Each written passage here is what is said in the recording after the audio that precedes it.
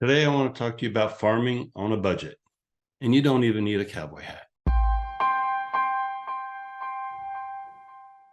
If you're going to start farming and you don't have a big budget to do it with, so you want to do it on a budget, typically you'll start to have a little success in one area and you think, oh, that's the area I want to farm. I'm going to go farm that area. Well, the longer you think about it, that's all you're doing is thinking about it. So understand point number one, thinking is not farming. Okay. Thinking is not farming. So you need to get out there. You need to actually take some action. All right. Second thing is when you're farming on a budget, you want to make sure you're choosing the right farm because that's crucial, quite frankly. Okay. There's a few things that you want to take into consideration when you're choosing your farm. First thing is there another agent that has a very large presence in that farm area? If so, you may want to choose a different area to get started. Second thing is, what is the total number of homes? I personally, when you're starting out, I like to advise you to maybe stick around 500 homes or something like that. Neighborhood around 500, 700 homes, because as you start to scale, we're going to start this on a budget, but as you start throwing some money behind your farming and marketing efforts, you don't want to break the bank, right? So you want to keep it manageable. The second piece of that is, what is the average sales price of the home? Is it a price point to support your business? Right? Is it a price point that you want to be selling homes in? And the last point you want to always take into account is, what is the attrition rate? So in other words, how fast do the homes turn over in that neighborhood? If it's a neighborhood that everybody wants to be in, and typically nobody wants to leave either, right? So there might be, 500, 700 homes in the neighborhood, but there's only 4 transactions a year. That might not be a good farm.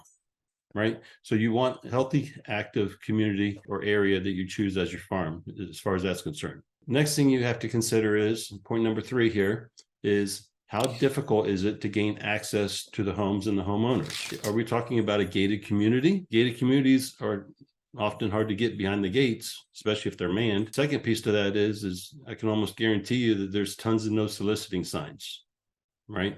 So you don't want to start your efforts by upsetting the neighbors, right? Because get into these neighborhoods, what we're talking about door knocking, right?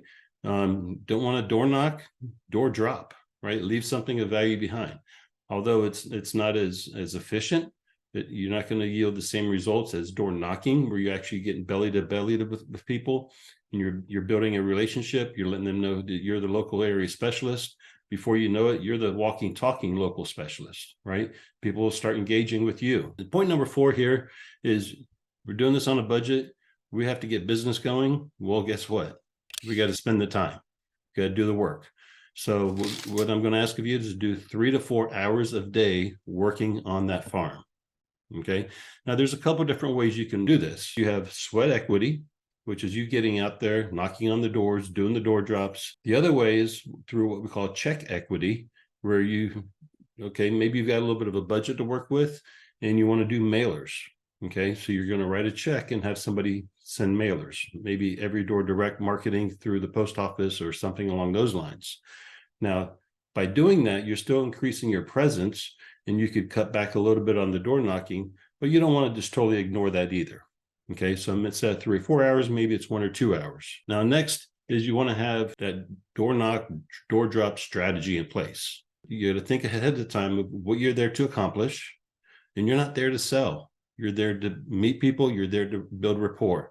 Okay, yes, you're always going to ask certain questions, but you want to kind of have an idea of where you want that conversation to go, and what kind of information you want to come out of the conversation after you interact with the homeowner. Being a human, have a conversation with people, right?